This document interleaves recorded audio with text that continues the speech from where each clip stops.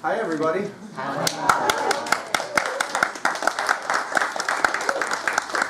Welcome to Larry Edmonds Bookshop. 77 years of cinema and television and Hollywood and everything rolled into one. We are the last of our kind right here. We are the dodo bird, trying to keep an actual brick and mortar store going here in Hollywood. So we appreciate all of your support and thank you for coming out tonight. Any new people here tonight? Anybody hasn't been here before? Yeah. Haven't been here before? We'd like to encourage you. We've got an email list up front. You can sign up there or on the Facebook page and find out about great nights like we're having tonight. Last night we were on the West Side doing something with Dr. Ruth and John Sally. Next Monday we'll be on the West Side with Colin Quinn. And we're also going to have a night in July with somebody maybe to watch American Graffiti over on the West Side too. And lots of other fun stuff coming up too. So Adam Carolla on the West Side. So you can look on the Facebook page or sign up for the email list and we'll make sure we let you know about all of that. We are super, super happy and excited to have our guests here this evening. Our first guest I would like to introduce is an author and the man behind the Classic Television Preservation Society. Did I get it right? You got it right. Author of the Bewitched book, author of the Elizabeth Montgomery bio, and a number of other books. So we would like to welcome Mr. Herbie J. Pilato.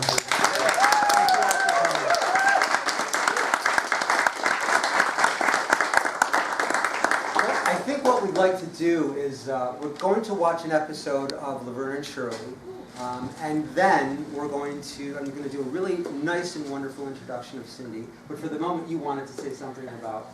Yes, I did, about this episode. This is the first season of Laverne and Shirley, and I want you to all just give me a little margin here because I have a hideous accent. I thought that everyone in the cast was from New York, and everyone had an accent when I first started the show, so I thought, well, I should have an accent too. And so I might be, in this show, sporting a really bad New York accent. So forgive me ahead of time. Thank you all.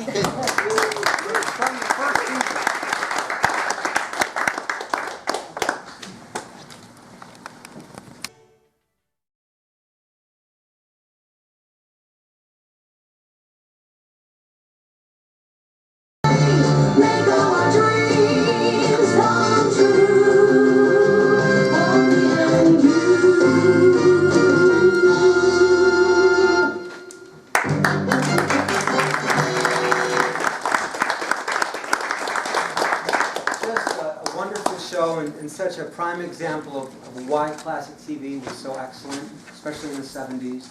You know, uplifting, joyful. And here we have, the lovely star that I'm going to talk a little bit about and then introduce her. And she's going to go back and forth with some questions that I have, and then we're going to open up the floor to you guys. Before, during, and after Laverne and Shirley, and with her theatrical roots firmly planted and expertly trained in live theater, Cindy Williams has performed in some of the most iconic television programs and motion pictures ever produced. Everything from TV's groundbreaking shows like Room 222 and Police Story, to the Patty Duke Show Reunion, still rockin' in Brooklyn Heights, a personal favorite of mine, to the small screen TV movie gem, The Migrants. She's appeared in feature film classics like American Graffiti and The Conversation, and in Broadway shows such as The Drowsy Chaperone, and countless more productions for the big screen, small screen, and the larger-than-life live stage. But tonight, we gather to celebrate the publication of Cindy's first book, Shirley, I Jest, A Storied Life. Says Ron Howard, Cindy's book brings back a lot of great memories, but it also entertained the hell out of me. The lady can write. From Suzanne Summers, Cindy Williams has the comedic timing of Lucille Ball and the physical prowess of Dick Van Dyke. Woo! She's one of our best. Penny Marshall, you thought she could act, well wait and see how well she writes. Great book by a great friend. Henry Winkler, for Fonz, get ready to enjoy. Ladies and gentlemen, all that said, it is my great honor and pleasure to introduce you to one of the most talented, likable, and naturally beautiful actresses in the history of television and the entertainment industry in general, Miss Cindy Williams.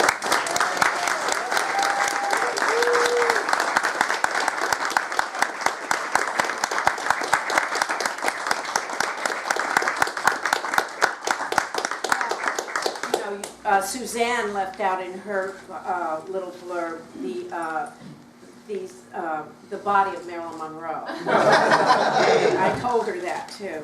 Anyway, thank you very much. Thank you all for coming. And I have to say that it's such an honor to be at Larry Edmunds, because when we were in college, my best friend Lynn and myself, we were at Los Angeles City College Theater Arts Department, and this was our bookstore, right, Lynn? Yes. And we had many wonderful times in this store, so it's just such a special honor to be here tonight on this occasion of my book. Well, you know, one of the things that I think everybody noticed, and as I mentioned in the little intro, is your likability. I mean, whether she was playing, you know, Shirley in Laverne and Shirley, or in my favorite movie, my favorite TV reunion movie, Patty Duke, she played a villain. Yes, So, and you had a fun villain. a fun villain. But here's the key. Now, you worked with Larry Hagman, and he directed you. Yes, in Return of the Blob. Return of the Blob. Yes. And one of the things about Larry is that he played, you know, Major Nelson on I Dream of Jeannie, and then he played J.R. on Dallas. Now, two different characters. Major Nelson was likable, and J.R. was unlikable. Exactly. But Larry's performance was likable each time, and it's the same thing with you. Oh, thanks, Shirley. So where does that come from? I mean, is it something you can learn? Is it something... How do you explain your likability factor? How do you all explain it? What is it? I don't know. Well, I like people, number one. I love people. And I just have always liked the fun and hijinks that people have innately in themselves. And I always try. I've been so fortunate to have played Shirley and to have played the part in the Patty Duke show. The reunion, and I always find the mirthfulness in those characters. And it's people ask me, well, what's it like when your fans come up to you, and you know, do you ever get tired of that? And I say never, because I love everybody so much, and the fans of Laverne and Shirley, it's not like I played Hannibal Lecter. And when they approach me, they come with such love and mirth and happiness and fun, and it's just such a blessing. So I guess it just comes from the fact that I just love to perform, and I love people, and I love all the idiosyncrasies of people and the characters that I've been so fortunate to play. And you have a good heart. I mean, she's probably one of the kindest people in the industry. How do you know that, Herbie? So that comes out, and you bring that to every character you portray. Would you say that every actor brings a piece of themselves to every character? I call television sitcoms, I call them personality plays, because it always is the character filtered through your personality, or your personality filtered through the character. And like on Laverne and Shirley, they caught up with me, like they started kind of in this one. This was the first season, but these turns that I make where I'll be really nice and settled, you know, no, everything's fine, and then just turn on a dime and flip out. That's kind of me. I'm Italian, and it is kind of me. And they started catching up with it, and they write it into Shirley's character, so it was part of my personality. And I don't know which comes first, you know, the chicken or the egg in that, but I do believe that television, you always see the actor's personality come through, and you feel it, because audiences are smart. And that's what Penny and I always considered when we were rehearsing the show and blocking the show. The audience is so smart, and we want to surprise them with the humor. And as the show progresses, we do it even more. But we always figured if it made us laugh during rehearsal, it was going to translate and make everyone else laugh, because Penny and I were we were great audience ourselves, and we were big fans of everything, and couldn't believe our good fortune that we got to do this show. And we wanted to make the audience, that's what we set about to do each week, laugh out loud. And so if it made us laugh out loud, like in this, when we come in, I remember this now, this show. I didn't remember it before, except that I knew that Mark Harmon was in it. Right, there was Mark Harmon, yes. Who comes to the door first with the flowers to buy the Jeep. When we come through the door and we're beat up after the pool hall, it was one of the few times we could not stop laughing. That was about the 12th take. Because we just looked, because Penny and I decided that we were not going to show each other after that, the scene in the pool hall. We went and we had to, you know, change our costumes so that we looked beat up. And so we said, we didn't show each other what we were going to be like. So when we hit the stage, we couldn't stop laughing. And so we would just do things like that because we just loved what we did. You improvised a lot. Oh, yes. And did you rehearse the improvisation? We had to, because improvisation on TV looks like improvisation. So, and by the way, Lynn, my best friend, who also played Miss Yvonne on Pee-wee's Playhouse, was like our sixth. Yes, my friend. She was on the Vernon Show for most of any guest player. She was on 8 episodes, and she's a fantastic improvisationalist. And we would improvise on the show, and I'm remembering this because we did the boxing show together, and she had to improvise. But the key to it is to always make it look like they're real lines and that they belong right there in that place. And otherwise, the audience, again, because the audience is so smart, sees it immediately. There were a couple times that, there's a couple times that we dropped our acting slip. Is that how they used to say it in school then? Our acting slip was showing, and we were improvising, and it kind of shows, but not too much. Well, we were talking a little bit about how everything was a special event in those days. And Tuesday nights on ABC, you know, Happy Days, Laverne and Shirley, Three's Company, it was such a big deal. And I remember running home, you know, and making sure that I was going to be in front of that set at 7:30, whenever it was. And you did your homework, I hope. Well, not all. Okay. Yeah. But it was exciting. Why? How come we don't see that today? What is the missing link in today's television? I don't know. I think that it's gotten slick, and Penny and I were never afraid, and none of the cast on Laverne and Shirley was ever afraid to put their head on the chopping block and play the fool. And because we knew, and we always made sure the joke was on us, never on anyone else, never in any kind of mean spirit, never. And we kind of, you know, protected that. And I think that today it's just all, well, my son was saying it on the way over, it's just all kind of very, the audience is ahead of it, and it's what I call smilers. You smile, you think something's going to be funny, and you're going to laugh at it, but you don't. And if you do laugh at some shows, you laugh out of nervousness and maybe embarrassment or something like that. But they're just different. They don't consider the kind of hijinks that all 3 of those shows, Happy Days, Laverne and Shirley, and Three's Company had. And it was hijinks. It was camp humor. And well, it came to at a time when there was a lot of, you know, there was All in the Family, Maude, Good Times, the realistic shows. Right. And when we saw Laverne and Shirley, especially Laverne and Shirley, it was like, oh, Lucy and Ethel are back. I mean, it's fun to do, you know, the pranks and the pratfalls, and that was such a nice and different thing to see. And then you did it so well, and then we actually cared about the characters. You were real people that was accessible to the audience. well, that was sort of the guardian of that trust was Gary Marshall, because he made sure that there was always what Penny and I would call the serious moment, the moral to the story. He always had a moral to the story. He always wanted to write that.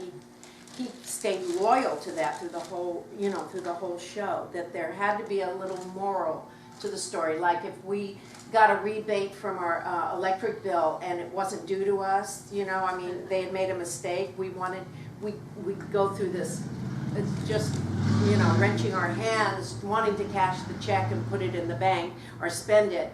But yet, what were we going to do? There was always, no matter what, a moral to the story on Laverne and Shirley. Whether you see it or not, whether we played it or not, there was always something that was tempting us. And it was very human. It's something that tempts everybody.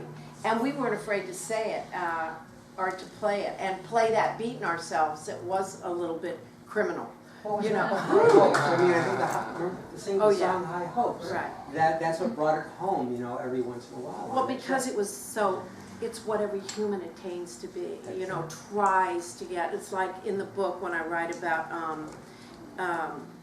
going on. Penny and I went to see the set for the first time. We'd never seen it. We were alone on the soundstage at Paramount, and we came backstage first, and then we went around and went up the steps to our platform, threw the door open, and they had wall-to-wall carpeting.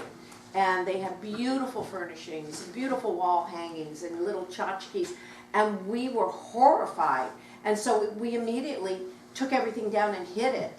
And then we each went home and got our own stuff. And that's why you see in the show, you see things hammered into the wall and old pictures. That's from our own houses. I mean, we went home to do that because we argued that these girls always had to have the wolf nipping at their heels. Wall-to-wall carpeting was what Laverne and Shirley tried to acquire, wanted to have somewhere in their lives, like everybody else. And we said, if that's not there, the show isn't there. And so they came down the next day, all the powers that be, and they got so PO'd at us. We got in so much trouble. But we stood our ground and we made our case. And we said, you know, when we did the pilot, we had our kitchen sink was in our living room. It was kind of like the Honeymooners. That's how the set was. So we dressed it down, and we got them to pull up the carpet and take. And it was beautiful wallpaper too. And we got them to age it. Right. And so then we ended up with our dinky little apartment again. And thank God, because that was certainly a key part. But that goes back to what you were saying, Herbie, about likability, because we were the audience. We were everybody. Right. And it didn't work unless we were everybody, and we represented for everybody. Right. One of the many things I love about the book, we talked a little bit about this too, was you tell the truth, you know, of your life. And it's not about the National Enquirer, it's not about, you know, certainly not everybody gets along 24 hours a day on, you know, with any friendship or with any family member. But you tell the truth with such dignity and show me that part. and an entertaining way. And yet, too, you remain such a wonderful, balanced human being in Hollywood. How do you explain that? Where does that come from? I mean, this nice personality, you're not affected by Hollywood, you don't do the Hollywood thing, you're a human being. Where does that come from? Well, I'm affected by it. You know, I get like, oh, what is she working on? I'm not. I mean, in other words, you say in the book at one point where you're going to the 75th anniversary of Paramount. Right. And you drove there with the baby seat. Oh, my baby seat in the car, right? How cool is that? You know, she's going to this big party and she's driving herself. That's unaffected. That's what I mean. Is it? Like I mean, you didn't call the limo. You didn't make a big deal of it. No, I didn't like that stuff. I like to do things for myself, and I mean, I did like it. Don't get me wrong; Right. It's fabulous to be famous. It is sensational when you walk in a restaurant and they go, "Table immediately," you know, and they take you, you know, when it's packed, and they whisk you off to a table. Although, here's what I don't like. I went to Disney World with my kids, and they took us to the front of the line, and I saw all those people waiting, and I said, I can't do this. I can't stand at the front of the line. And I said, take us to the back of the line. That lasted for 4 minutes. Take us to the front of the line. Put us on the ride now, because I can't stand this. So that's very human, though, and everybody in this room will do the same thing. And it is. It's every man. But you get starstruck yourself, like with your mom and Cary Grant. You talk about that in the book. Right? I, even as you say it, I'm trailing. Yeah, when I met Cary Grant and yeah. Well, do you want me to tell that story? Sure. Okay. Well, I think I've told you this. Sandra, wake up! I'm not asleep. One of my very dear acting friends. Yes, so I was invited. This is one of the great things about my life. It was like Alice in Wonderland. It was like after Laverne and Shirley, the floodgates opened and I could go anywhere, do anything. I was invited to so many fabulous places and events. And I was asked to pick the winner of a year's worth of groceries out of a barrel of about 132,000 names at Hollywood Park. And I had to go down between races and, you know, and pose with the winning horse. I'm not really into horse racing because I want to know what they do with those horses when they don't win. Anyway, but I did that, and then part of that was I got to go into the Hollywood Clubhouse, you know, wonderful, legendary Hollywood racetrack clubhouse. So I took my mother, and I took Doodles Weaver, who was a friend of mine, who's a wonderful, wonderful character actor. If any of you just look him up, you'll just immediately love it. Thank you. Yes, Doodles. And so I took my mother and Doodles, and I had to go down and do my duties and pick out the winner. And on my way back up, I hear this voice. I'm going back into the club, and I hear this voice saying my name, you know, Cindy. And I froze, and every cell in my body, the sense memory, just perked up and said, I know that name. Oh my God, that name is saying my name. And that person is saying my name, and I turn around, and there, standing in a shaft of heavenly light, in a white linen suit, is Cary Grant. And he's just standing there, and he says, well done, Cindy. I was just like, and here's the thing. I had stolen some of his takes from Arsenic and Old Lace. When, I don't know, if you have never seen Arsenic and Old Lace, you must see it. Cary Grant is a brilliant physical comedian. Anyway, so I just stood there, and he nodded to me again and said, well done. And I said, I managed to thank you, and turned around, and I thought, did he see Laverne and Shirley? Did he really like the way I read the winner's name? I mean, everything went through my head. How I told the crowd to shut up at one point.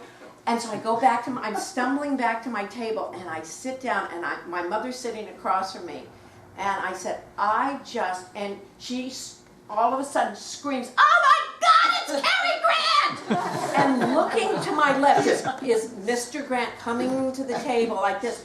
And I kicked her to shove because she was starting to say something else, and she goes, just as he gets to the table, she goes, ow, you kicked me. And I said, no, I didn't. And she said, yes, you did. And she's going to start an argument with me now, and he's standing there, and I didn't kick. And she goes, my daughter kicked me. And it's like Cary Grant, and I don't know.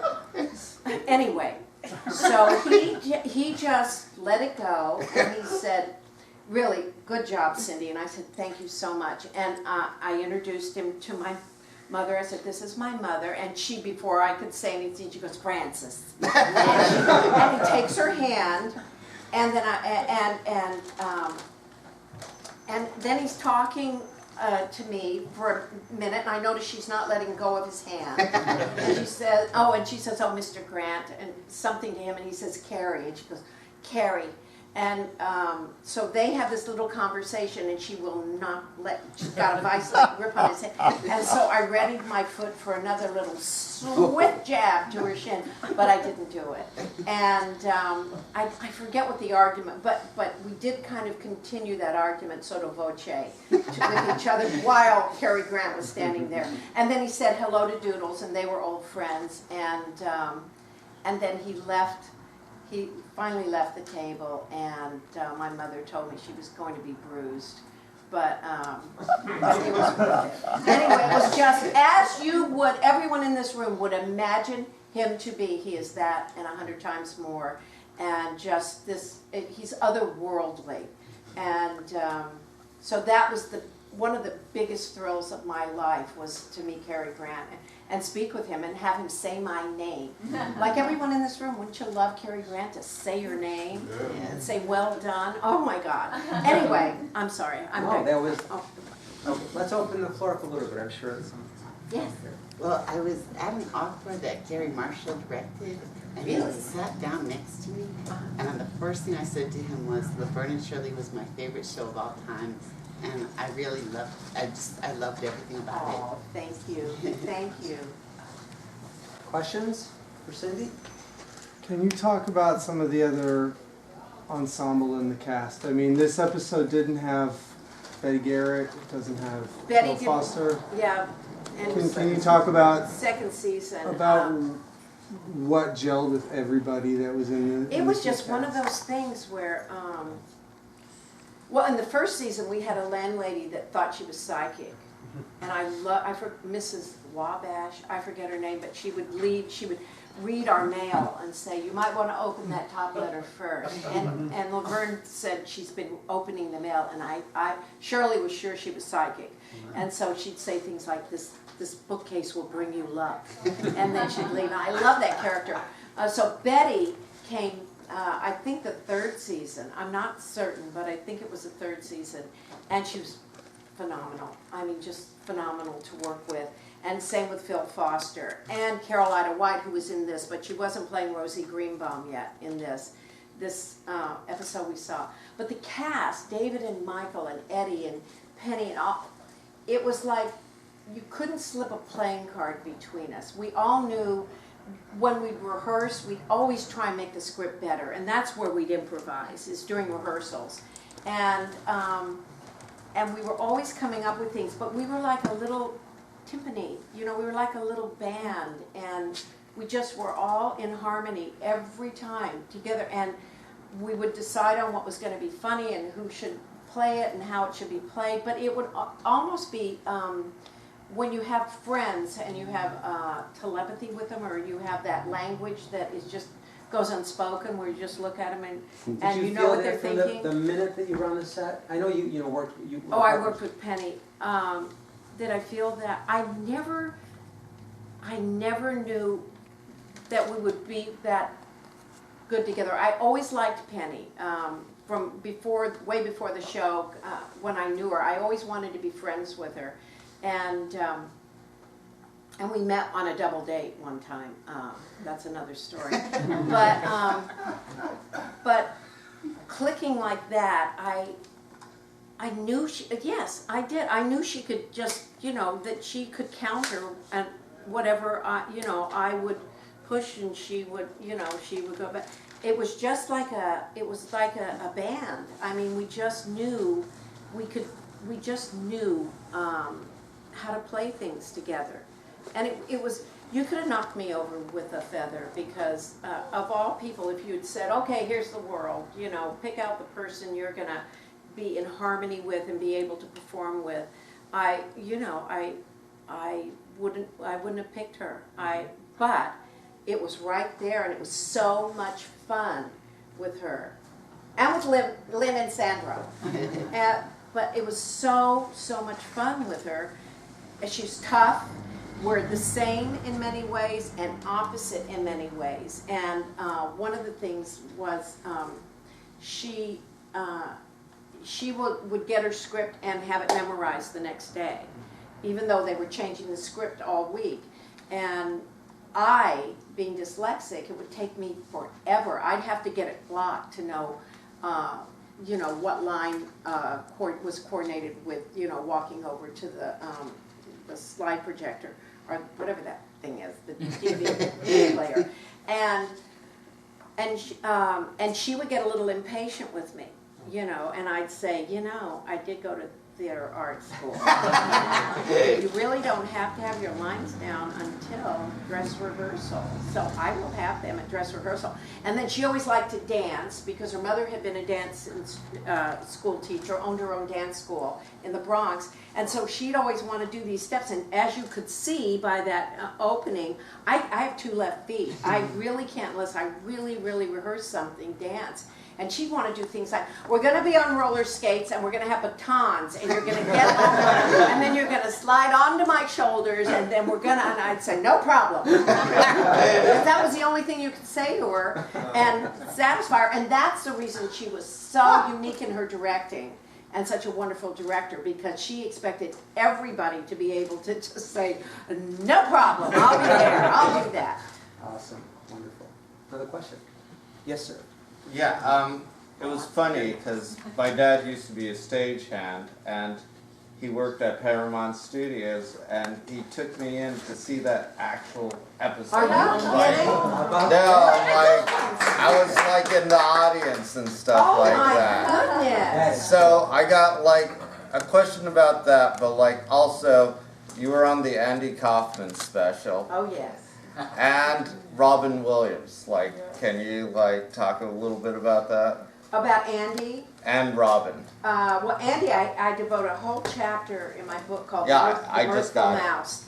And it was, there's just not, you know, you can't really say anything about Andy. Andy was, talk about camp humor, someone who loved people and just wanted to make them laugh at their own reactions to things. Yeah. And I just thought it was he was brilliant. Messing And I with the got to audience. perform with him a few times. And when we were doing the special, I was just, I'll give you for instance, on the special, he said, I'm going to ask you to sing a song. I said, well, don't tell me the song. And he said, well, no. He said, I'm going to tell you the song. And he had this terrible band on the on his special. He said, it's Mac the Knife. And we both said at the same time, I won't learn the lyrics. And so he tells me on the show, he says, so you're going to sing for us? And I go, no, I'm not singing for you. And he goes, yes, yeah, I've got it right here. You're going to be singing Mac the Knife. I go, no, I don't know Mac the Knife. Anyway, and so we did that, and that was improvisation because we had and we never rehearsed it. And it was just things like that Andy did that delighted people. Like, he just delighted people. And I was fortunate to work with him a few times on stage, and it was just such And how about like when they had the spin-off, like you and Laverne were on the Mork like show from Happy Days. No, I was never. Penny did it. Penny did. Oh, they like she was only Yeah, on it. she's the one to ask about Robin, although I'll tell you a wonderful story about Robin. Okay. I used to always say to him, this isn't a wonderful story, but I used to always say to him, I'd see him on the lot all the time, I'd go, hey Robin, it's just you, me, and Esther. And he never got it. Neither does anyone in this room. But I was referring to Esther Williams, Cindy Williams, and Robin Williams. And I said it for years to him, hey Robin, just you, me, and Esther. And he'd always go like this. And he never knew what I was talking about. I knew he didn't know. So anyway, this other little story. When my kids were little, we went to George Lucas's 50th birthday party, and he invited everybody he knew and their families. And so Robin was there, and this is right after Mrs. Doubtfire. And my kids were huge fans of Mrs. Doubtfire. So we're walking through, I don't know, this area, going toward a popcorn machine, and there in a corner, going through his backpack, is Robin. So I tap him on the shoulder and I say, hey Robin, it's just you, me, and Esther. And he turns around and he goes, and then the kids go, oh, Mrs. Doubtfire. And he goes, oh, hello, children. And he just went right into Mrs. Doubtfire for them, and it's one of their memories and mine. Yes, and that's the kind of guy he was. Thank you. Awesome. Yes, sir. You're next. Could you please tell me the story of how the concept for Boo Boo Kitty came about? Is this because of Empire? Okay. My sister and I had a cat, and we named her Boo Boo. And we named her Boo Boo after the Hanna-Barbera series. Yes, thank you. Hey Boo Boo. Right? So we'd say, hey Boo Boo Kitty. Hey Boo Boo, Boo Boo. And so this, you know, Boo Boo was about 8 years old, and I was doing the show, and we were rehearsing one day, and we were doing a full run through for the producers and the writers, and we were doing this show where we were spring cleaning.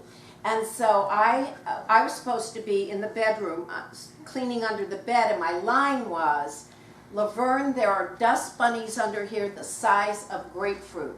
I could not get that line into my head because I kept seeing dust bunnies, and I wasn't sure, and bunnies, and my dyslexia, and grapefruit, and bunnies, and anyway, when it came to that line, I went up, and I couldn't remember it, but I wanted to keep going, and under the bed, the property master, Rennie, had stored a lot of props, and among them was this black stuffed cat, and the only thing I could think of was Boo Boo. And so I went up on that line about the dust bunnies, and I said, oh, look, Laverne, look what I found, Boo Boo Kitty. And I think Penny said, where was he? I said, under the bed. And she just threw it back and forth, and the writers loved it so much that they started writing him as a character that Shirley had imbued a real soul into, which I thought was brilliant. They had me reading to him, the pokey little puppy, and really guarding him. And you know, when you're talking about personalities, I do that with inanimate objects, but this cat became, I should have brought him tonight, this cat became just this, he became my cat, my pet, for real. And that's kind of how Boo Boo Kitty came about. But we stole it from, we didn't steal it, but we got it, it was in our, you know, in our conscience, our consciousness from the Hanna-Barbera cartoon. Yes, sir. I just wanted to say that I think comedy is a real truth-telling medium. I just wanted to thank you first off for a lot of like truthful and beautiful performances. Oh, thank you.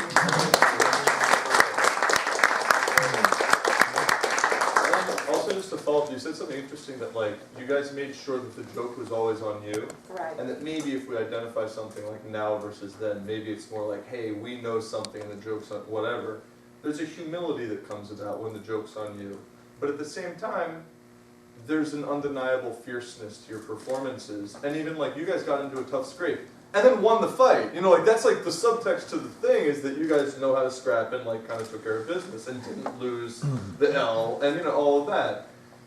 How did you guys balance those two things? Because you're obviously a really intelligent, and I'm not saying you're aggressive. I'm saying I identify as a guy from New Jersey and New York City with a certain thing to this show. That you guys balanced an aggression and like a centeredness with also a humility.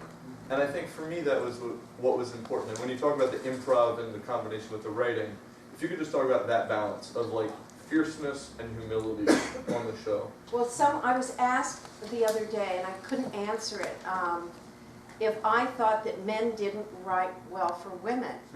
And that thought, my head first went to comedy is a male beat. I always think because it's an assertive beat.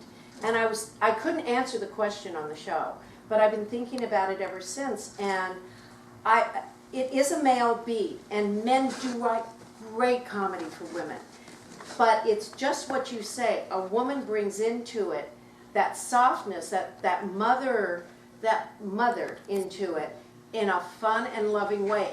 And that is just a perfect example what you bring up, because I thought, wow, you know, how did we beat the crap out of these girls and come in, and how are we still Laverne and Shirley? Right. How are we still Well, they didn't show feminine? you do it. No, but even if they had, we would have had to play that, but we did it in comedic terms, and that's the writers that did that, because it's a male action, but and that's what makes it funnier on females. But there is, you're absolutely right, there is a balance to strike there. I mean, we didn't, you know, we didn't come in tough or anything. We still played frightened, scared of these girls, but we had to go toe-to-toe with them. And it was for the sake of the comedy and the show. And was there a moral in this show about the girls? No. The girls on the show, the writers always made sure they were very mean and very, you know, just out there. And Penny and I would say, you know, people aren't really like that, but but they can be. You're from New Jersey? And but Penny and I would strike a balance, and sometimes we talk about it. We couldn't get too tough, so you had to play the female part with the assertive and sometimes aggressive male humor, and it's a beat that you play, and you just always keep it light and buoyant, or try to anyway. I hope I've answered that. Absolutely, thank you. Yes. After having done American Graffiti, which was a wonderful picture, yes, and The Conversation, which was a brilliant picture, did you feel that the first nudie musical was a step up or a step down? Has Bruce been in here? No, but I'd love to have you talk about it. And what was the last part of that? Did I feel... That it was a step up or a step down? This is Bruce Kimmel, who we went to school with, the first nudie musical in. And Ron Howard's in that movie, you know. I haven't With seen Lynn. it.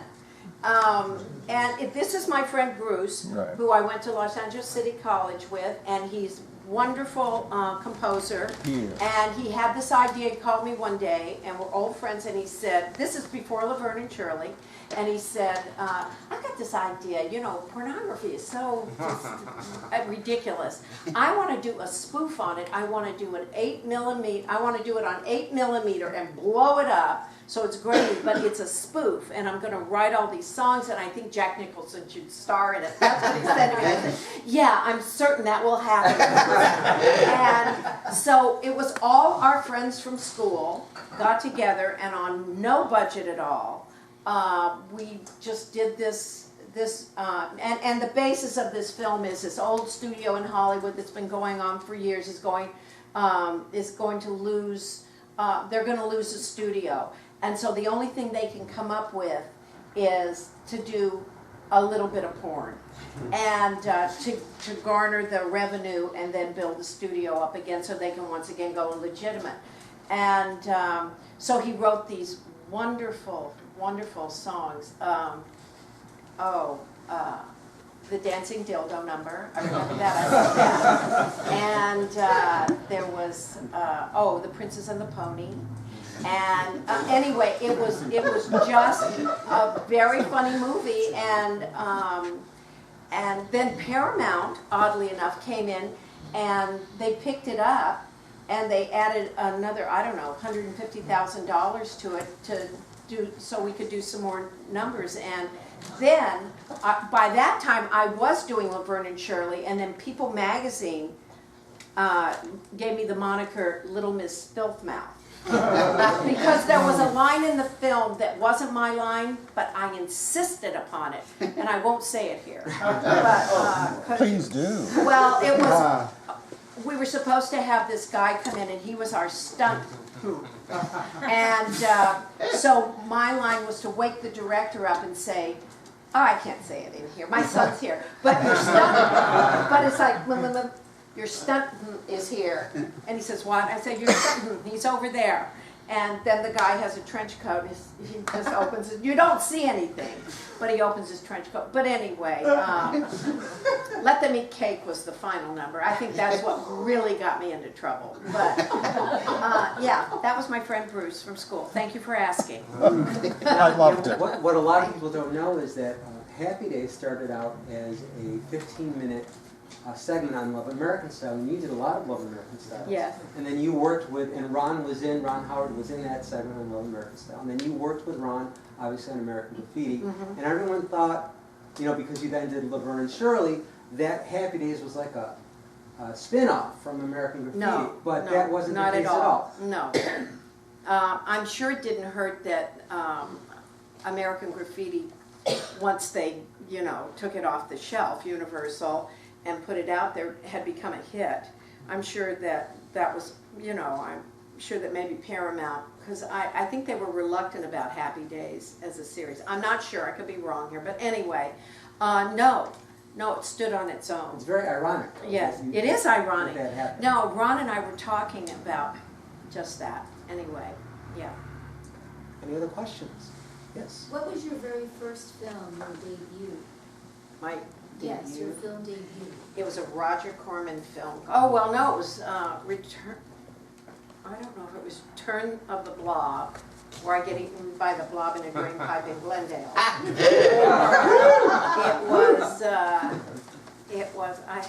I had one line, "Hey, mister, what's that behind you?" And then we all get it.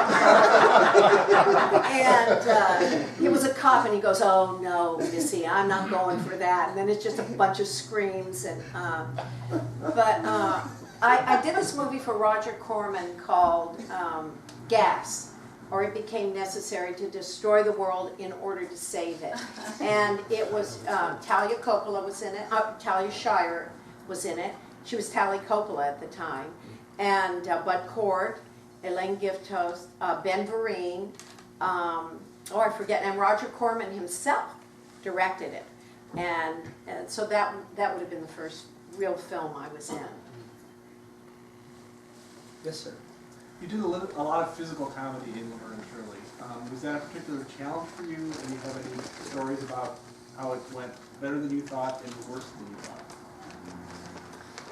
No, physical comedy, I think you have to have an innate talent for it, and I did, since I was a kid. So the show in the beginning, they gave Penny, because she also, she's a brilliant physical comedian, and so they wrote they knew that, because it was her brother and the writing team from The Odd Couple, so they gave her a lot of physical comedy to do, and I was standing there, and I kept saying, I can do it too, I can do it too. And that's why in the first season, there's not really, except Penny has a lot of the physical in that season. And I kept telling Gary and begging him, I said, I can do this, I really can. I can take a fall, I can do a take, I can do it all. And he just sort of, he never acknowledged it until one day, I think I just bothered him enough. He says, all right, I'm going to write something for you to do that's physical, and if you do it, we'll see. So I don't think he thought of me as someone who could do physical comedy. So the thing they wrote, and I think it's an old Lucy thing, Penny gets a vacuum cleaner caught on her lips. She's looking down, and then it swoops onto her mouth, and she can't get it off. And so I come into the room and I see it, and what Gary had written is, get it off of her mouth. You go and figure it out how to do it. He didn't really write anything. He said, Shirley, get this off. So I ended up putting my foot up against her chest when I could do that, and that was it, and pulling it, and then I don't know if I get it off of her. I can't remember, but the final thing was I think I also then pulled the plug, and it went off of her mouth. But we wrestled with it, we had a lot of fun. And she, mind you, that wasn't a real vacuum. She had to pretend that and hold it, and I had to pretend to pull. So after that, Gary said, okay, you're in. And so then it became kind of a tandem physical comedy show. I like the subtle comedy that you do too, the physical comedy. Like one of your first scenes with Ron and Happy Days is when you went like that to put your head on his Oh, head. yeah. And then when you did the bowling, you counted how many steps before you... 1, 2, 3, 4, 5, 6, 7. Yeah, well, they wrote that for me because they thought she was dainty, and that's why they didn't let me do physical comedy like Penny, because they wanted that juxtaposition of characters. But, yeah, I'm glad it turned out the way it did. Yes, sir. Do you have a favorite moment in Laverne and Shirley, or if you don't, one of the favorite moments, and why would it be that? Well, I do have a couple. One is it's in a show called Guinea Pigs, and we go to this. We want to go to a cocktail party where there's going to be professional gentlemen, and to maybe find ourselves each a husband, a lawyer or a doctor. But to get into this cocktail party on a Sunday night at the Hotel Pfister, you need $20, which we don't have. So the boys tell us about their own personal little gold mine, which is this human experimental laboratory. And so they take us in their truck there, and we go in, and the nurse tells all the experiments they're having, that are offered. And so one is a sleep clinic, which Laverne goes for, and one is an eating clinic, which I go for. Unfortunately, in each of these clinics, she doesn't sleep for 48 hours. They don't allow them to sleep, and I don't eat for 48 hours, except some paper, a paper napkin. I eat my napkin. And so then, at the end of that, we go to the Hotel Pfister for this cocktail party, and they, of course, think we're hookers, because she can't stand up straight, and I'm so hungry, I keep, and I can't get to the buffet table, because there's too many people around it. So I lean her up against a wall, and I pose her, with her hand on her hip up against the wall, and she's sound asleep, and she falls asleep. And a guy comes by and offers her a shrimp, and I cannot get to the table. And she says, a shrimp? She says, sure, I don't care how tall he is. And he gives her the shrimp and she puts it in her mouth, but she's too tired to eat it, so the tail is hanging out of her mouth. And I come back from not being able to get to the buffet, and I see this shrimp in her mouth. I say, where'd you get that shrimp? She goes, what? I go, that shrimp. And the way we did this is I put my hand behind her back and I touch her when I go for the shrimp. She sucks it into her, just the tail disappears so there's nothing in my hand. And then I try to open her mouth and get the shrimp out. That's not my favorite moment though. My favorite moment comes a little bit later. A waiter passes right after that. Because I like this with there's nothing to eat. And I did it like a little play. And we rehearsed for 5 days, and on the 5th day we'd shoot it. So, and we always ran it, they bring the audience in on the 5th day, and we would run it from all the way through, starting at the top. Never, I mean, we'd break to change costumes and to change sets, but that was it. So we ran it like, so it was like theater with the cameras between us and the audience, and we always had about 240, 260 people there. Yes. There's a great photo in your book of you and Ed Begley sitting in front of Space Invaders and Asteroids, Oh, two of yeah. my favorite video games. Yeah. Who was better, you and Ed? And you remember your top scorer? Could never be Ed at that. He's just too fastidious. And if I had those machines today, he'd be very mad at me because he'd say they're taking up a lot of energy. Was that taken in a home or was that at an arcade? That was at my house. I had those. And I had many a friend come in the middle of the night when they were having insomnia and call me and say, can I come over and play Space Invaders? And I'd say, absolutely, come on over. Well, Cindy, I think I speak for everybody. Thank you. Oh, Herbie.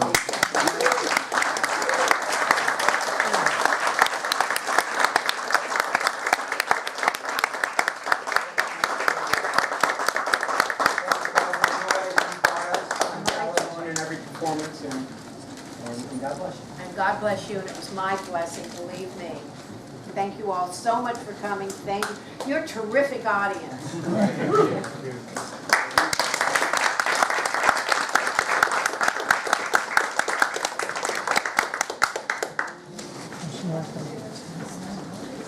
All right. Cindy's going to sign up front. Those of you that have your books. Those of you that don't, get one up front.